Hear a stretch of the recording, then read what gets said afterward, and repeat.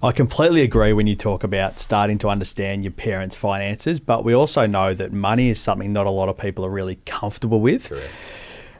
The flow on of that is money provides a really big impetus or impact on aged care. Mm-hmm. What are some of the payments and fees required to gain access?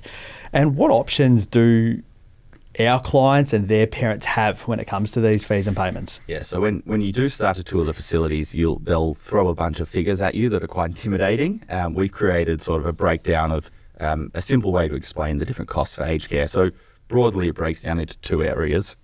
The first is what you pay for the right to enter the facility, and it's known as a RAD, R-A-D. For all intents and purposes, that is a bond.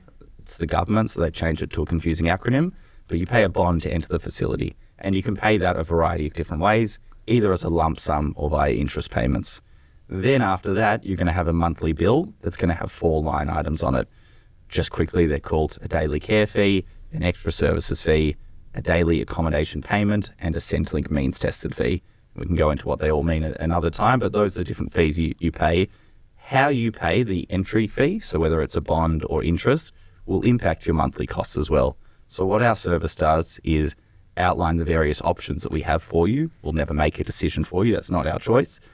We show you the implications of each of the different scenarios that you can go for, and so you can make an informed decision as a family. So just to simplify that, you've got a whole lot of information that you've got to get together. Yep. You guys will help with your experience on the strategy, Yep. but also help run the numbers and give people a bit of an understanding for them and their kids and their estate what the impact on a day-to-day basis is. Correct. And I'm sure we'll go into a bit more later on, but things like the pension and savings and principal Exactly place right. of residence. So as you said, everyone's finances are different. The facility you choose to is going to have different costs. So we look at all those specifics and show you the different options you have. Great. And Michael, are any of those fees or payments refundable when the individual passes away? Yeah, so in residential aged care, that entry cost, which can range from sort of $500,000 to almost $2 million, depending on the facility you're looking at, if you pay it as a lump sum bond, it's entirely refundable when the person leaves the facility. Alternatively, if you don't have the money to pay that lump sum, you can pay interest payments and they're not refundable. So those are sort of two of the options that you have. Got it.